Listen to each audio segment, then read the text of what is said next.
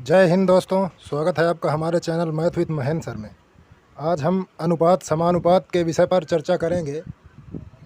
पिछले लेक्चर में हमने कुछ परिभाषाओं को शामिल किया था। आज हम कुछ एग्ज़ाम से रिलेटेड महत्वपूर्ण प्रश्नों पर चर्चा करेंगे जो प्रश्न एग्ज़ाम में आए हुए हैं।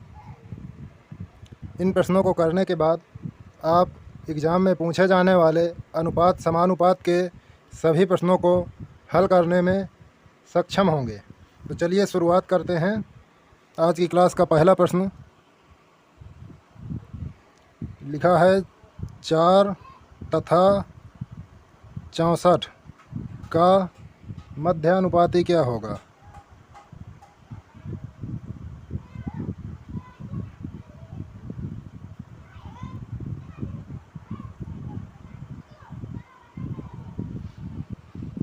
दिया है 4 तथा 64 का मध्यानुपाती क्या होगा।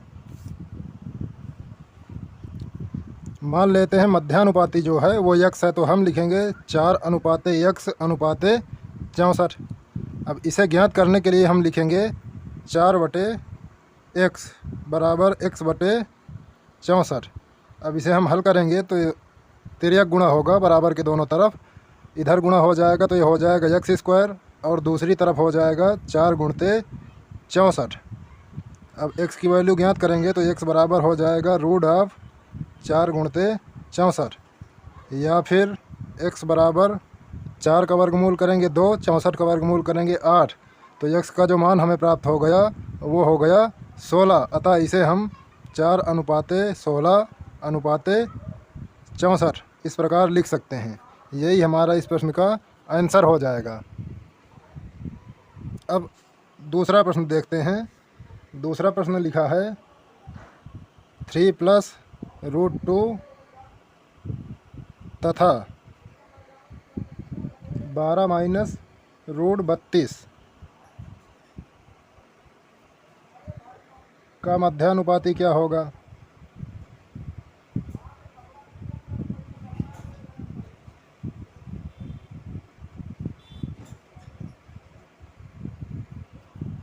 इसे भी हम पूर्व की भांति हल कर लेंगे।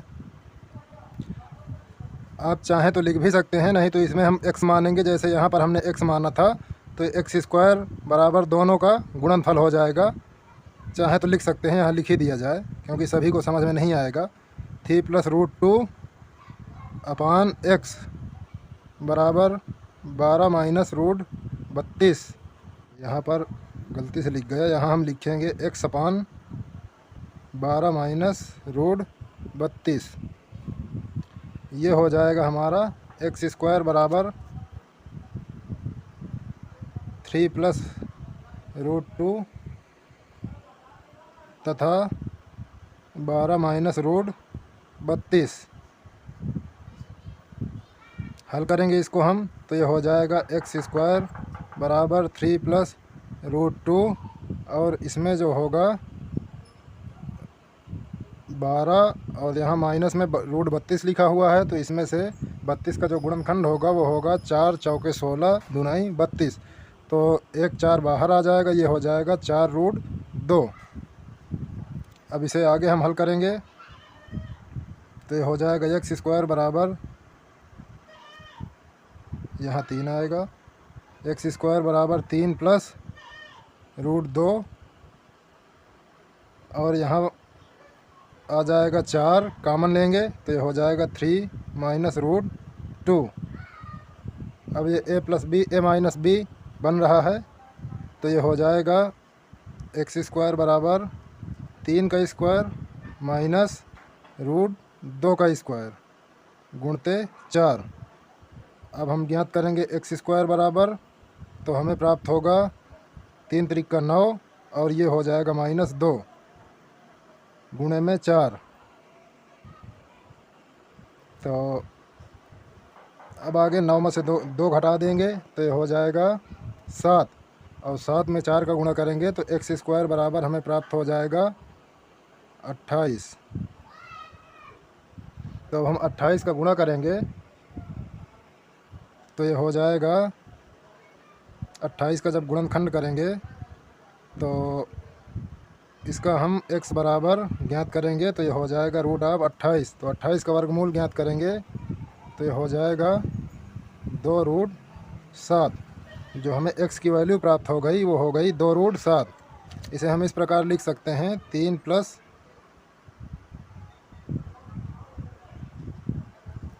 √2 अनुपाते 2√7 अनुपाते 12 - √32। यही हमारा इस प्रश्न का आंसर हो जाएगा। तीसरे प्रश्न में दिया है 0.12, 0.21 और अगला है 8 का चतुर्थानुपाती क्या है।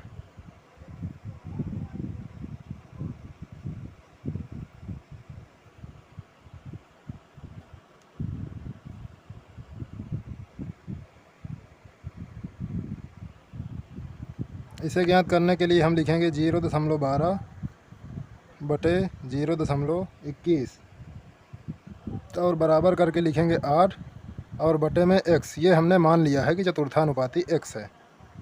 हल करते हैं। हम देखते हैं बराबर इसमें दशमलव की तरफ, एक में लिखा है 0.12 और दूसरी तरफ लिखा है 0.21। तो दशमलव के इस तरफ 2 अंक हैं, 2 अंक इधर हैं, 2 अंक इधर हैं, तो दोनों तरफ अंक बराबर हैं, तो दशमलव का कोई महत्व नहीं है, दशमलव हट जाएगा। तो अब दशमलव जब हट जाएगा तो इसे हम 3 से काट भी देंगे। 3 चौके 12, 3 सते 21, तो ये हो जाएगा 4/7 और 4 को भी हम काट देंगे। 4 एक अन्य 4, 4 दूनी 8, तो ये हमारा हो गया 1/7 बराबर 2/x। तो अब x की वैल्यू हमारी ज्ञात हो जाएगी 2 सते 14।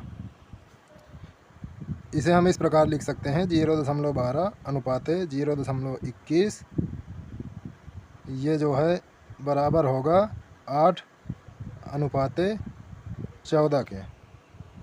यही हमारा इस प्रश्न का आंसर हो जाएगा। अब हम देखते हैं चौथा प्रश्न।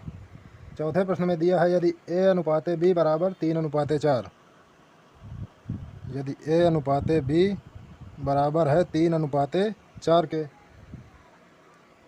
b अनुपाते c बराबर है 5:6 के, c अनुपात d बराबर है 11:9 के, तो a अनुपात d ज्ञात करना है।